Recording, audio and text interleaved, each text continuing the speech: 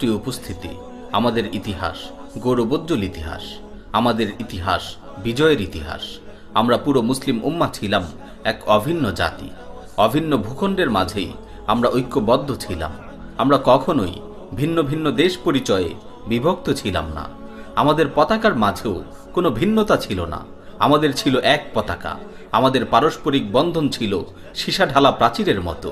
আমাদের সম্পর্কে হাদিসে বর্ণিত হয়েছে, আল মুমিনু লিল মুমিনি কাল বুনয়ান ইয়াশুদ্দু বা'দুহু বা'দা। এক মুমিন অপর মুমিনের জন্য প্রাচীরের মতো, যার এক অংশ অপর অংশকে শক্তিশালী করে। আমাদের কেউ নির্যাতিত হলে আমরা সকলেই একসাথে শত্রুর উপর ঝাঁপিয়ে পড়তাম। আমাদের একজনের জখমে আমরা সকলেই জর্জরিত হতাম, একজনের ব্যথায় সবাই ব্যথিত হতাম। রাসূল সাল্লাল্লাহু আলাইহি ওয়াসাল্লাম আমাদের পরিচয় দিয়েছেন কারাজুলিন ওয়াহিদিন, আমরা হলাম এক ব্যক্তির ন্যায়। কামাসালিল জাসাদ, আমরা হলাম এক দেহের ন্যায়। আমরা কারো এঁকে দেয়া নির্দিষ্ট সীমানার মাঝে সীমাবদ্ধ ছিলাম না। কোনো কাঁটাতারের বেষ্টনী আমাদের মাঝে প্রতিবন্ধক ছিল না। মহান আল্লাহ আমাদেরকে আদেশ করেছেন, ওয়াতাসিমু বিহাবলিল্লাহি জামিআন ওয়া লা তাফাররাকু। আর তোমরা সকলেই আল্লাহর রজ্জুকে সুদৃঢ় হস্তে ধারণ করো, পরস্পর বিচ্ছিন্ন হইও না। আর আমরা মহান রবের এই আদেশ মতোই এক রজ্জুকে শক্তভাবে আঁকড়ে ছিলাম।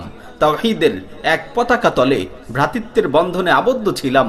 রাসূল সাল্লাল্লাহু আলাইহি ওয়াসাল্লামের আদর্শ ও সুন্নাহ ছিল আমাদের সভ্যতার সংস্কৃতি, আমাদের ফ্যাশন আর স্টাইল। আমরা আঞ্চলিক কোনো রীতিরেওয়াজে অন্ধ ছিলাম না।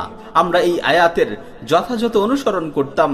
ওয়ামা আতাকুমুর রাসূলু ফাখুযুহু ওয়ামা নাহাকুম আনহু ফান্তাহু। রাসূল তোমাদের যা দেন তা তোমরা গ্রহণ করো, এবং যা নিষেধ করেন তা থেকে বিরত থাকো। আমরা ছিলাম এক আমিরের নেতৃত্বে নির্ভীক দুঃসাহসী এক কাফেলা। কেউ আমাদের মা বোনদের সম্ভ্রমহানি করবে তা তো দূরের কথা, আমাদের দিকে আঙুল তোলার পর্যন্ত সাহস করত না। কিন্তু আজ কেন আমাদের এই অবস্থা? কেন আমাদের এত রক্তক্ষরণ, মা বোনের এত করুণ আত্মচিৎকার? আজ কি আমাদের পরিচয়? হে উম্মাহ, শোনো, কেন আজ আমাদের এই দশা? সেই শুরু থেকেই আমাদের সুদৃঢ় ঐক্যের মাঝে চির ধরানোর জন্য কুচক্রী কাফির আর মুনাফিকরা সব সময় অপপ্রয়াস চালিয়ে যাচ্ছিল। ধীরে ধীরে তারা নানা অপকৌশল চালিয়ে আমাদের সর্বশেষ ঐক্যের নিশান খিলাফতে উসমানিয়াকে ধ্বংস করে ফেলল। আর তারা তা ঠিক তখনই করতে পেরেছিল যখন আমরা নিজেরাই আমাদের বিজয়ের পথ থেকে সরে পড়েছিলাম। দুনিয়ার মোহে আচ্ছন্ন হয়ে নিজেদের অস্তিত্বই নিজেরা ভুলে গিয়েছিলাম।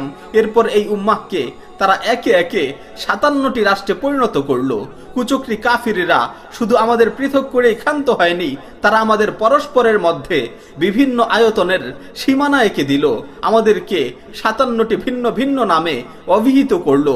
আমরা হয়ে পড়লাম কেউ মিশরি, কেউ লেবাননি, কেউ পাকিস্তানি, কেউ বাংলাদেশি। আর আমাদের হাতে ধরিয়ে দেয়া হলো বিভিন্ন রঙের পতাকা, কারো লাল সবুজ, কারো সাদা লাল সবুজ, কারো চাঁদ তারা, এমন রং বেরঙের তামাশা। এক এক ভূখণ্ডের এক এক রকম জাতীয় ফল ফুল, এক এক ধরনের জাতীয় পশু পাখি, আরো বৈষম্যময় অদ্ভুত কত কি। আজ এগুলোই নাকি আমাদের চেতনা, এগুলোই নাকি আমাদের স্বকীয়তা, এগুলোই নাকি আমাদের পরিচয়। আশ্চর্য যে আমরা একে অপরের জন্য জীবন বিলিয়ে দিতেও একটু পিছপা হতাম না। সেই আমরাই আজ নিজেদের পতাকার জন্য, নিজেদের অন্ধ জাতীয় স্বার্থের জন্য বিচ্ছিন্ন হয়ে পড়লাম। একে অন্যের বিরুদ্ধে অস্ত্র পর্যন্ত তাক করা শুরু করলাম।